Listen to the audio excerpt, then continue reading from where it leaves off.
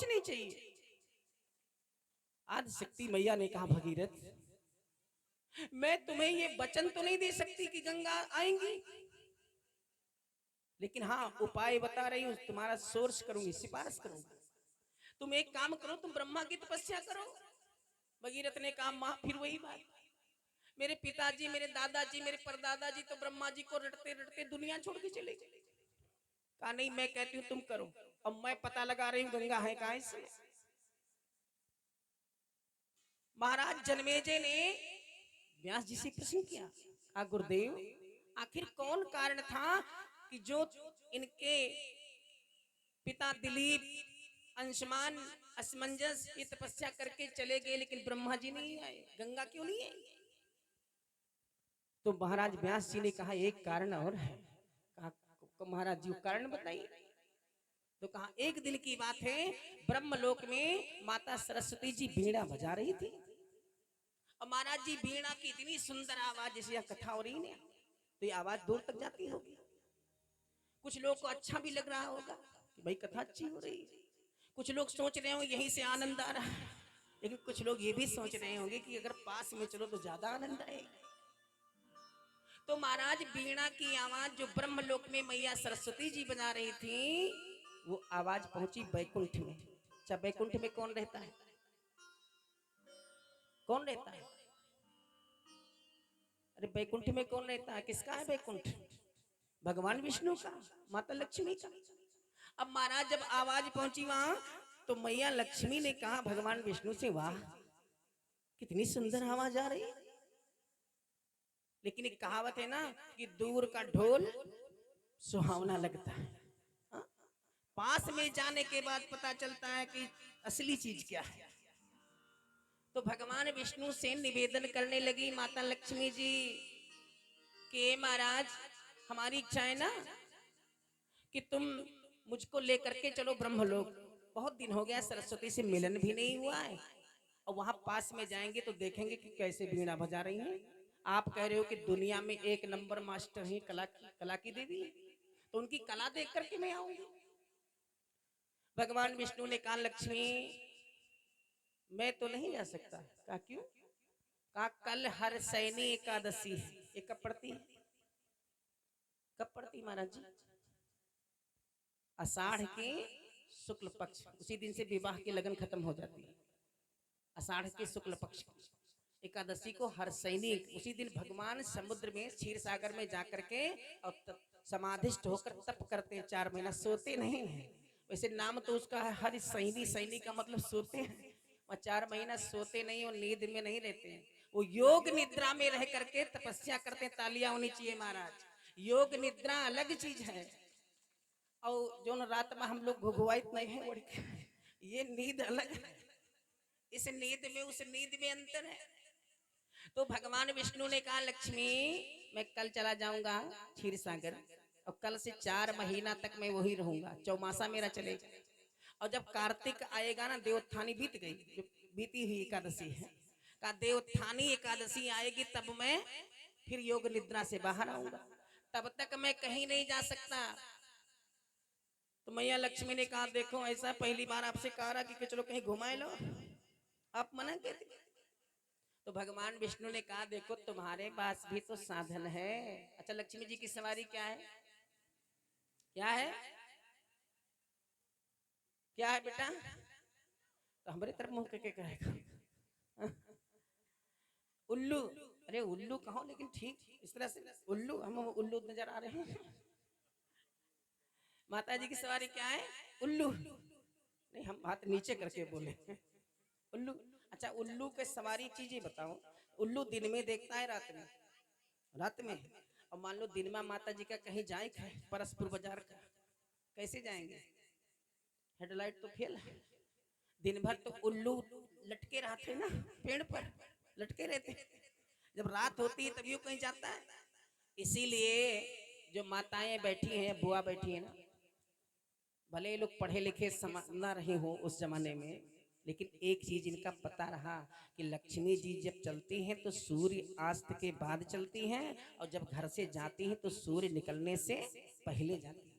इसीलिए जब सूर्य अस्त हो जाता था तब एक आती है मुहारे पर कूड़ा करकट न लगाओ, शाम होती झाड़ू लगाने का मतलब सूर्यास्त के पहले साफ कर देती थी और दरवाजे के सामने दीपक जलाकर रखती थी। आज भी रखा जाता है, इसीलिए रखा जाता है क्योंकि शाम के समय लक्ष्मी जी का आगमन होता है।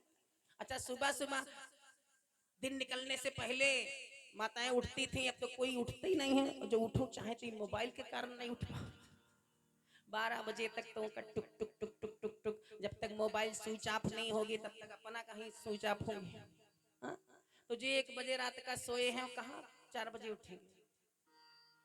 अब उठेंगे नहीं। अब माता जी पहुंची सुबह सुबह मिश्रा जी, अब देखा कि सब पूरा परिवार सो रहा है, कूड़ा करकट वैसे पड़ा हुआ है। हाँ? तो लक्ष्मी जी मन ही मन सोचती हैं कि बताओ ये उल्लू हमारे पास है तो हमें धन के देवी, कोनो चीज की कमी नहीं है, और इनके घरे 8-8 उल्लू पड़े हैं, इनका कौन कमी। चलो पड़ोसी घरे देखा जाए। बोल आनंद कंद भगवान की। लेकिन महाराज जी हमारे सनातन धर्म की जो संस्कृति है, जो रीति रिवाज थी, ये बहुत सोच विचार कर बनाई गई। माता जी से कहा आपके पास भी साधन है, जा सकती हो। अच्छा, जब माताएं घर से चलती तो अकेले नहीं चलती, तालियां होनी चाहिए। दिकौली से 2 श्रोता आए हैं कथा सुनने के लिए। बताओ, हो सकता है पास वालों को भी मौका ना आया। और दिकौली यहाँ से कम 3 किलोमीटर होगा, ज्यादा होगा 4 किलोमीटर होगा। वहां से कथा सुनने के लिए आए। अच्छा, एक बात और है, अकेले नहीं आए, 2 आए। ये माताएं जब कहीं जाती है ना तो ये झुंड बना के जाती है, अकेले नहीं जाएंगे। अच्छा, लक्ष्मी जी कहें ठीक है महाराज, अगर आपका आदेश है ना तो मैं जाने के लिए तैयार हूँ, कोनो बात नहीं। जब पठवत हो तो कौन दिक्कत। हाँ, तैयार हुई, लेकिन अकेले नहीं। उस समय गंगा जो है भगवान विष्णु के दाहिने अंगूठे से जन्म लिया है ना, बैकुंठ में रहती थी, तो गंगा को साथ में लिया। चलो बहन चलो, दोनों हम घूम आते हैं। अब पीछे गंगा, अब आगे माता लक्ष्मी जी महाराज अपने उलूक वाहन पर बैठी और पहुंच गई ब्रह्मलोक। अच्छा, एक बात ये बताओ, आप कोई काम कर रहे हो, मान लीजिए कोई अतिथि आपके दरवाजे पर आ गया, तो आप काम तो बंद ही करेंगे ना, भाई धर्म तो यही कहता है। अब जैसे माता सरस्वती के दरवाजे पर देखा, वैसे बीड़ा बजा रही थी, और तब तक लक्ष्मी और गंगा जी पहुंच गए।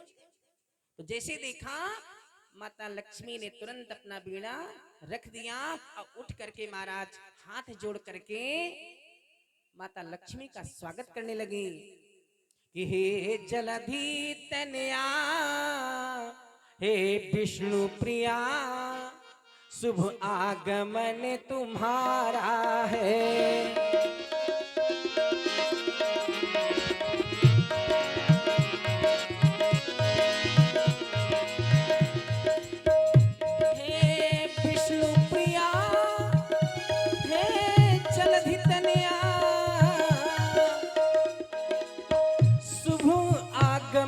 तुम्हारा है। बहुत अच्छा किया जो आप हमारे घर आई हो। कर्ण कर्ण करताये ब्रह्मलोक, कर्ण कर्ण करताये ब्रह्मलोक, लक्ष्मी जी स्वागत तुम्हारा है।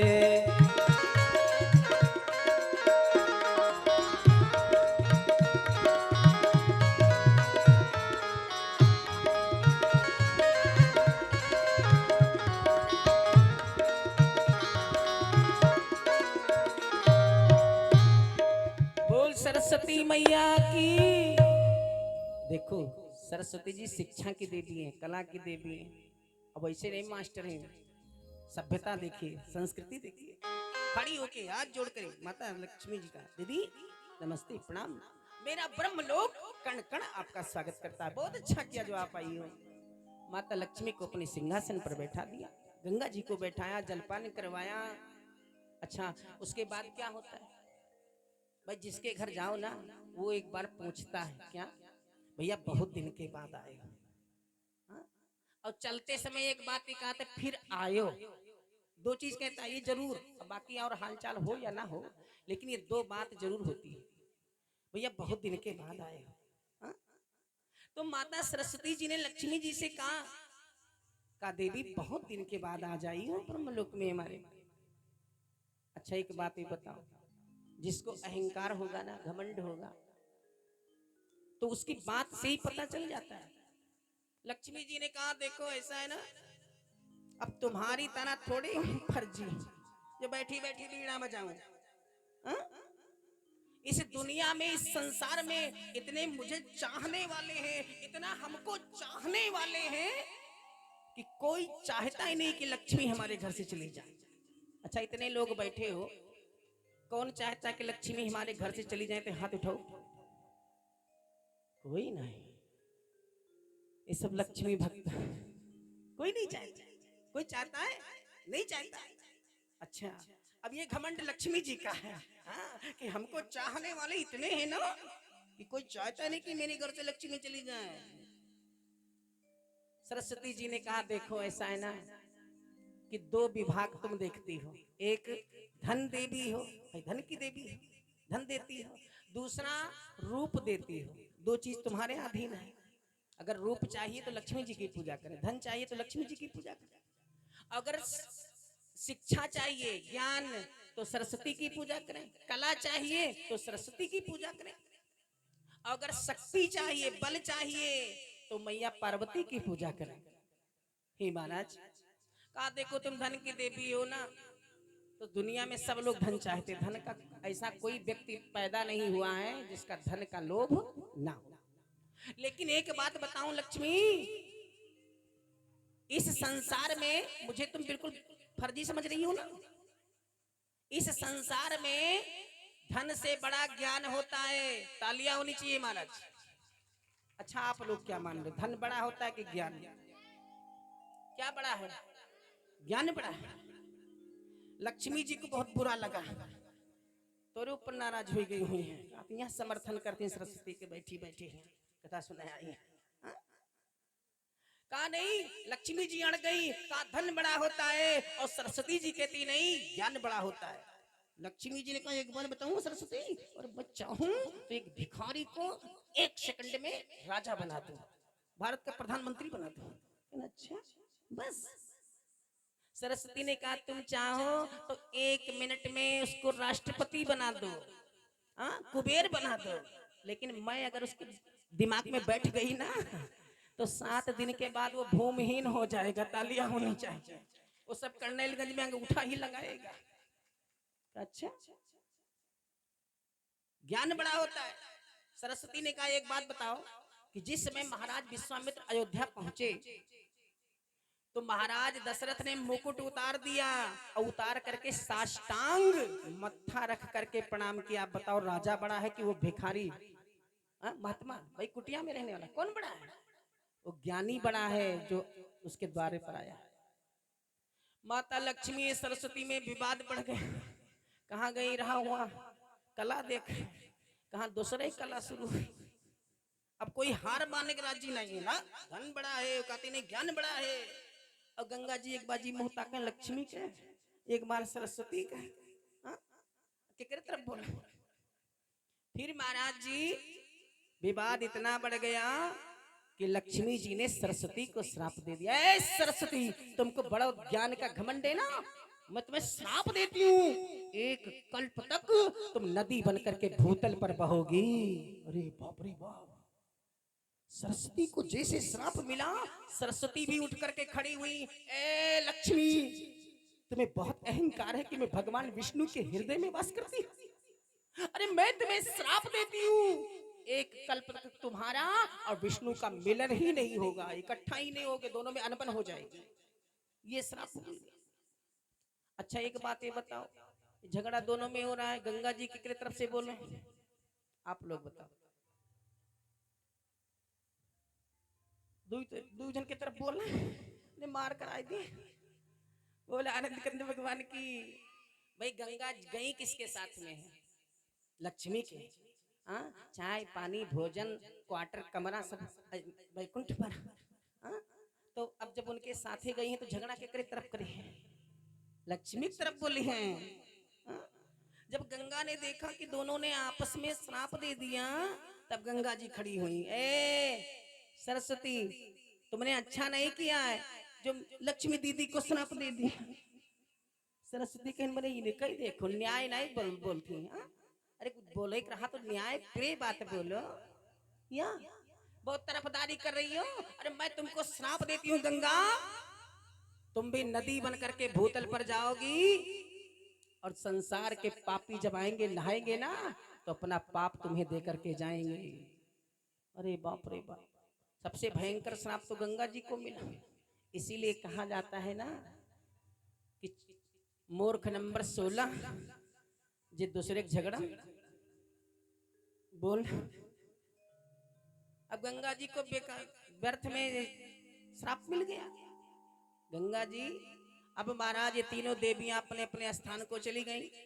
लक्ष्मी जी आ गई बैकुंठ गंगा को लेकर के और सरस्वती नदी बन करके भूतल पर आ गई। और एक दिन भृगु महाराज परीक्षा लेने के लिए पहुंचे विष्णु लोग। अच्छा देखो अब इनका श्राप मिला है ना कि दोनों दंपत्ति के बीच में क्या होगा, अनबन हो जाएगा, तू अलग और वह अलग। हाँ? तो लक्ष्मी जी वही दिन से अपने मन में एक बात सोचें कि कुछ भी हो जाए, चाहे हमारी गलती रही लेकिन बोलबे कुछ। और जब बोलेंगे नहीं भाई कुछ ना बोलबे सत्य असत्य तो झगड़ा कैसे होगा, और जब झगड़ा नहीं होगा तो हम अलग का है जाएंगे। हाँ? अब ये सोचे अपने मन में कुछ भी हो जाए लेकिन कोनो विवाद नहीं करे आपस में। और एक दिन महाराज इस श्राप बस भृगु महाराज के मन में एक बात बैठा कि भगवान तो दुनिया की परीक्षा लेते हैं ना।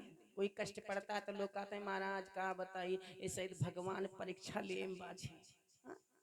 तो भगवान तो सबका परीक्षा लेते हैं। भृगु ने सोचा कि आज मैं भगवान का परीक्षा लूंगा, तालियां होनी चाहिए। भक्त जा रहा है भगवान की परीक्षा लेने। तो अब परीक्षा क्या लेने जा रहे हैं कि इनके अंदर क्रोध है। तीन भगवान हैं, एक ब्रह्मा जी हैं, एक भगवान शिव जी हैं, एक भगवान विष्णु। और तीन भगवान में देखे कि क्रोध किसके पास ज्यादा है। और ये सोच करके भृगु महाराज सबसे पहले अपने पिता ब्रह्मा जी के पास पहुंचे परीक्षा लेने के लिए, अपने बाप के परीक्षा लेने जा रहे हैं। और जैसे पहुंचे तो महाराज सबसे पहले प्रणाम किया, पिताश्री आपके चरणों में प्रणाम करता हूं। ब्रह्मा जी ने कहा आयुष्मान भव। तब तक भृगु ने आंख आंख निकाला, पिताश्री। ब्रह्मा जी ने कहा क्या, कहा आपने मेरा सम्मान क्यों नहीं किया।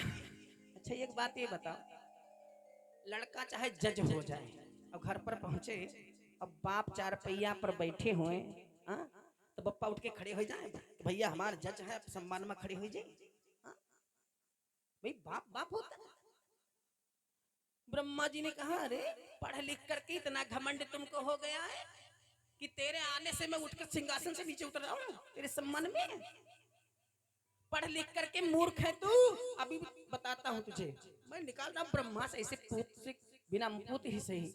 और महाराज जैसे ब्रह्मा जी ने क्रोध करके अपना ब्रह्मास्त्र संभाला, तो जानते हो जब बाप क्रोध करता है तो बचाता कौन है, कौन बचाता है, मम्मी। चाहे इतना गलती है, अच्छा रहा दियो आज रहा दियो, फिर दोबारा गलती करें तो देखा। वो दोबारा वाला दिन ही नहीं आवत है, बिहान फिर वही बात, फिर अच्छा आज छोड़ो। अब जैसे महाराज ब्रह्मा जी भृगु को दंड देने के लिए खड़े हुए, माता सरस्वती जी आगे खड़ी हुई। अरे महाराज जी ये क्या करने जा रहे हैं, पुत्र पुत्र होता है, कुछ कारण जरूर होगा जो इस तरह से आज बोल रहा है। भृगु ने कहा पिताश्री क्षमा कीजिए, मैं केवल एक चीज देखना चाहता था कि आपके अंदर क्रोध तमोगुण कितना है। आप तो तुरंत नाराज हो गए, इसका मतलब इससे वंचित आप नहीं है। ब्रह्मा जी मारे शर्म के, भाई लड़का जब परीक्षा ले तो बाप शर्मा जावे, मारे शर्म के सर नीचे कर लिया। और वहां से भृगु महाराज चले बाबा भोलेनाथ की परीक्षा लेने के लिए। बीच में नारद जी मिल गए। नारद बाबा ने कहा भृगु वहां तुम्हारे बाप को ब्रह्मास्त्र ढूंढने में समय लगा था, लेकिन यहाँ ढूंढेंगे नहीं, बाबा भोलेनाथ का कोनो हथियार के काम नहीं, केवल एक बीच वाली जो आंख नहीं है वो एक दरवाजा ऐसे खोल दें बस काम तमाम। अरे जलकर भस्म हो जाओगे तो वो सतर्क होकर जाना परीक्षा लेने। अब भृगु महाराज पहुंचे बाबा भोलेनाथ के पास अब पहुंचते ही महाराज बाबा भोलेनाथ आंगन में बैठे भोजन कर रहे थे। अच्छा कोई भोजन कर रहा हो अब आप जाओ मिलने के लिए तो इंतजार करना पड़ता है ना। अच्छा भैया भोजन करे दो, बैठे हैं ना, जब वो बाहर आएंगे तो बात होगी। नंदी भृंगी ने समझाया भृगु को, रुके रुके महाराज कहाँ घर में घुसे जा रहे हैं। अरे बाबा भोलेनाथ भोजन पर है। अब भृगु ने धक्का मारा नंदी भृंगी को और सीधे घर के अंदर। पहली गलती कि बिना पूछे जांचे घर के अंदर आंगन में। हाँ? और दूसरी बात पहुंचते पहुंचते हे भोलेनाथ आपको प्रणाम करता हूँ। अभी बताओ ये कौन तरीका है प्रणाम करने का। हाँ? रास्ते में लिखा पंडित जी आए लगी, बताओ ये प्रणाम करने का क्या तरीका है। बाबा भोलेनाथ ने ऊपर एक बार देखा है कौन भृगु। तब तक भृगु महाराज बोल पड़े अरे आशुतोष हे चंद्रशेखर आपने मेरा सम्मान नहीं किया। अब बताओ भोजन करते थरिया लेके खड़े हो जाए इनके सम्मान में। हाँ? भोले बाबा ने कहा सम्मान, एक त्रिशूल कहाँ रखा है। हाँ? तब तक भैया पार्वती दौड़ी, भाई भोजन परोसत रही, बीच में खड़ी हो गई। अरे महाराज जी रुको रुको पहले समझ का सम्मान देख ली पहले। बताओ पढ़ा लिखा विद्वान होकर के कैसी बात कर रहा है भृगु आज। भृगु ने हाथ जोड़ा का महाराज जी क्षमा कीजिए, बस ये जानना चाहता था कि आपके अंदर क्रोध कितना है। वाह महाराज 2 मिनट में क्रोध, बहुत क्रोधी हैं आप। बोले बाबा मारे शर्म के सर नीचे कर लिया। फिर भृगु महाराज चले भगवान विष्णु की परीक्षा लेने के लिए। रास्ते में नारद जी मिले, कहा देखो ब्रह्मा जी से बच गए, हाँ? बाबा भोलेनाथ से बच गए, लेकिन जहां अब जा रहे हो वहां सबसे बड़ा खतरा उनके अंगुली में ध्यान रखो, क्योंकि सुदर्शन चक्र जो है ना वो यहीं पर रहता है। भृगु महाराज चले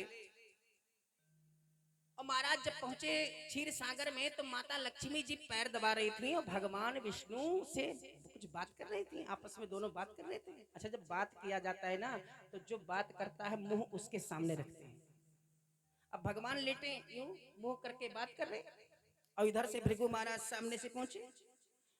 जब कुछ दूर रह गया तब भृगु महाराज ने कहा लक्ष्मी नारायण भगवान की, ताकि सुने, और सुने तो सामने देखे। हाँ? लेकिन ना तो भगवान विष्णु ने मुंह घुमाया और ना बात बंद किया जो हो रही थी, कोई ध्यान नहीं दिया उधर। भृगु महाराज कुछ दूर और आगे आए, फिर बोले बोलो लक्ष्मी नारायण भगवान की।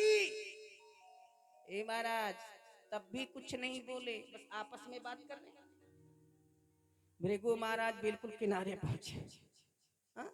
और किनारे पहुंचने के बाद में अपना दाहिना पैर उठाया और उठाने के बाद महाराज निशाना यहीं पर सीधे एक लात मारे और जैसे लात लगा भगवान विष्णु सिंहासन तुरंत नीचे उतरे और भृगु महाराज का पैर दबाने लगे। तालियां होनी चाहिए महाराज। अब आप लोग बताओ जो मार खाता है उसको चोट लगती है कि जो मारता है उसको चोट लगती है। चोट किसको लगती है? जो मार खाता है। हाँ? यहाँ तो उल्टा हो गया, भगवान विष्णु पैर दबाने लगे भृगु महाराज का। अरे महाराज जी ये शरीर है हमारा पाखंड के समान है, पत्थर के समान है, और आपने लात मारा है तो चोट जरूर लगी होगी, देखिए फ्रैक्चर तो नहीं हो गया। हाँ? दबाने लगे और महाराज भृगु जी इतना लज्जित हुए महाराज कि रोने लगे, आंखों से आंसू निकलने लगा कि भगवान अगर क्षमाशीलता देखना है ना तो भगवान विष्णु के अंदर है, इसीलिए इनका नाम ब्राह्मण प्रेत। तालियां होनी चाहिए भगवान विष्णु के लिए। हे महाराज और इधर जैसे लात मारा लक्ष्मी जी बगल में बैठी थी, चट से उठ के खड़ी हुई और खड़ी हुए के बाद दूर खड़ी हुई, दूर, और उधर से तिरछे से ताकत इनका सुदर्शन छोड़ दे चाहिए। बताओ पहुंचते लात मारी, अब सुदर्शन नहीं छोड़ इनका काट डाले चाहिए, दंड देना चाहिए, और उल्टे पैर दबावत है बैठे, इतना ब्राह्मण भक्त है। तो कुशल रहा वही शायद वे लक्ष्मी ठीक रहे। देखो आज वाली लक्ष्मी होती ना तो ईटा पत्थरा जो उन्हें मिले तो उन्हें उठा के शुरू हो जा दोनों। आज वाली लक्ष्मी छोड़ती वो लक्ष्मी ठीक रही, मतलब मनमा तो सोचती हाँ, तिरछेता के। अब भृगु जी चले जब तो मैया लक्ष्मी से प्रणाम किया और चले गए। भगवान विष्णु से कहा महाराज जो मैंने आपको चरण प्रहार किया है, जो मुझे पाप लगा है, इस पाप से निवृत्ति कैसे मिलेगी? तो भगवान विष्णु ने कहा कि हे भृगु, जाओ बाबा भोलेनाथ का सतनाम जपो। तालियां होनी चाहिए। कहा भाव भगवान भोलेनाथ का आप जाप करो, आपके मन को शांति मिल जाएगी। और इधर जैसे भृगु चले गए, माता लक्ष्मी जी पहुंची। एक बात ये बताओ, आपको दंड देना चाहिए, आपने उसको क्षमा कर दिया, छोड़ दिया। तो भगवान विष्णु समझाने लगे, काहे लक्ष्मी ब्राह्मण है, और दूसरी बात वो कोई निजी दुश्मनी नहीं थी, उसके मन में कोई खोट नहीं था, वो मेरी परीक्षा लेने आया था। अच्छा बताओ भगवान रहते कहाँ हैं? सबके हृदय में रहते हैं ना। और जिस समय भृगु सोच के चले रहते चलते भगवान के परीक्षा ले, उस समय भगवान नहीं रहे उनके हृदय में। तो भगवान तो उनकी योजना वहां बैठे बैठे देख रहे हैं ना। तालियां होनी चाहिए। भगवान विष्णु ने कहा देखो वो परीक्षा लेने के लिए आया था और उसका कोई अपराध भी नहीं है, इसीलिए मैंने क्षमा कर दिया।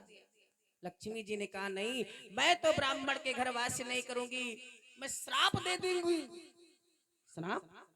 तो भगवान विष्णु समझाने लगे कि दैवाधीनम जगत सर्वम मंत्रस्य धीना देवता। इस संसार किसके अधीन है? देव के, देवताओं के अधीन है। और मंत्रस्य धीना देवता, देवता किसके अधीन है? मंत्र के अधीन है। और ते मंत्रा ब्राह्मणाधीना, वो मंत्र जो है ब्राह्मण के अधीन है। तस्मात् ब्राह्मण देवता, इसलिए ब्राह्मण पृथ्वी का देवता है। लक्ष्मी जी ने कहा कुछ नहीं महाराज, वो आपको लात नहीं मारा है, मुझे मारा है, क्योंकि मैं हृदय में वास करती हूँ। और उसका लात कहाँ पड़ा है? इसी जगह पर जहां मैं रहती हूँ। इसलिए उसने आपको लात नहीं मारा, उसने लक्ष्मी को लात मारा है, लक्ष्मी को ठुकराया है। और इसलिए मैं संकल्प करती हूँ इस द्वापर त्रेता युग बीत जाएगा, ये चारों युग बीत जाएगा, लेकिन ब्राह्मण के घर में वास नहीं करूंगी। और आप बहुत भक्त हो ना, ब्राह्मण के तरफदारी करते हो, तो जाओ उन्हें लेके रहो। हाँ? महाराज जी लक्ष्मी जी रूठ के चल पड़ी बैकुंठ से, कहा अब हम बैकुंठ में नहीं रहूंगी। हाँ? मैं नहीं रहूंगी। और महाराज भाग करके लक्ष्मी पहुंची समुद्र के किनारे, वेंकटेश्वर मूर्ति में छिप गई और एक कल्प तक उसी मूर्ति में रही। जब कल्प बीतने लगा तब नारद जी को स्मरण किया माता लक्ष्मी ने। नारद से पूछा एक बात ये बताओ कि एक कल्प तक मुझे श्राप था, अब आगे क्या होगा? तो नारद जी ने कहा माँ अब तुम समुद्र में समाहित हो जाओ और कुछ दिन के बाद समुद्र का मंथन होगा।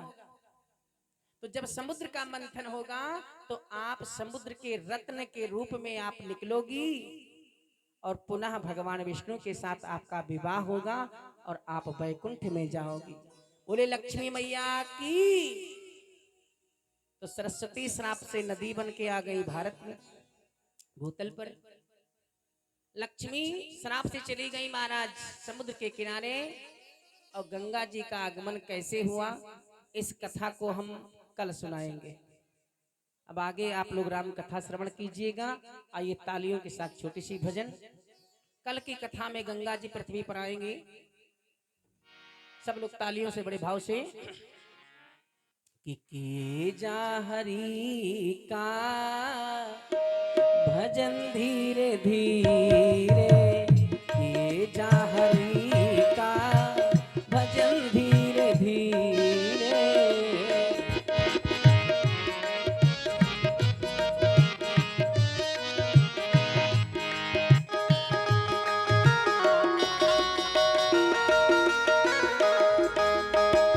किए जा हरि का, ऐसे नहीं, ऐसे नहीं, सब लोग हाथ ऊपर करो अगर लेके आए हो। हाँ, किए जा हरि का भजन धीरे धीरे, किए जा हरि का भजन धीरे धीरे।